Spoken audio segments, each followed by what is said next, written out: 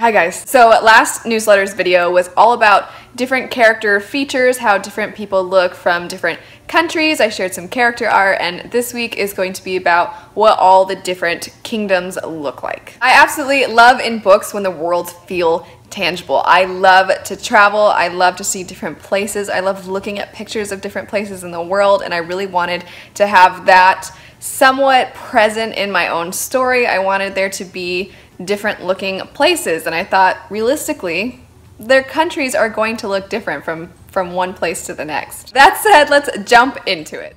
Alrighty, so in book one we only actually spend time in some of the countries on this map, and those countries would be Zenith, Cydia, Siddhaye, and Eve. We do also spend a little bit of time in the Dividing Wall, the nation of Riverdee, and also the Forest of Fiends, so we'll be taking a look at all of those countries in this video. Most of the book takes place on the continent of Abraham, but we do have one character that comes from the continent of Eve, so we're going to start there.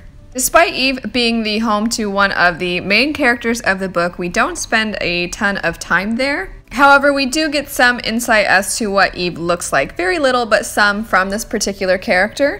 And she describes Eve as being extremely vibrant. The color of the water is very turquoise and bright and usually pretty clear. The color of the sand along the shore is very white. The plants are also extremely beautiful and light in color, very bright. So everything is very vibrant and very rich in color.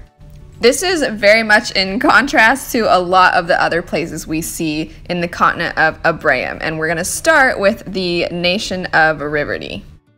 None of our main characters come from Riverdee, but they do travel there, and unlike in Eve, it's not this beautiful, light, vibrant place. It's very dark. The water itself is very dark, the foliage is very dark, the trees are large and somewhat intimidating. And it's not that Riverdee isn't beautiful, it's just that Riverdee is a different, darker kind of beauty.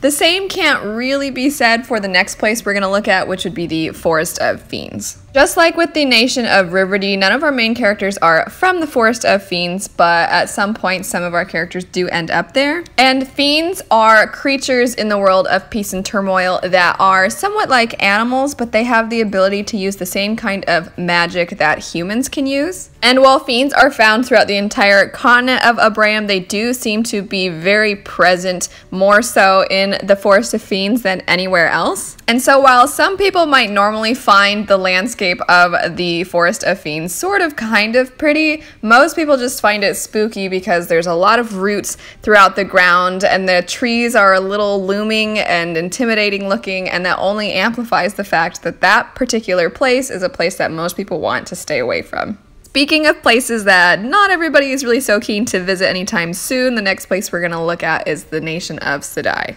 We do have some main characters that come from the kingdom of Siddhaye, but despite that, we don't spend a ton of time in the actual kingdom of Siddhaye. We spend some time traveling from Siddhaye to the Dividing Wall, so I'm gonna kind of group those two things together. Siddhaye is a desert kingdom. The actual capital of Siddhaye is very, very far to the east, where it's not quite as deserty, and along the way there's a lot of sand, so we don't spend a lot of time in that actual part. Looking at the map, you'll notice that Siddhaye does actually have a shoreline, but because of how rocky the formations are around the ocean, it's really not a very great means of trade. It's not a very good means of getting access to water. It's kind of just a dangerous place. Siddhaye does arguably get a little more beautiful as we get over to the Dividing Wall. It is known throughout the entirety of Siddhaye for having the most beautiful pink and purple sunsets. We start getting a little bit more plant life the closer we get to the border. And as people travel across the Dividing Wall, they find that the landscape can go very quickly from being more desert-like to being a little bit more forest-like. Now on to a nation that does have a little bit more forest-like scenery, and that would be the kingdom of Cydia.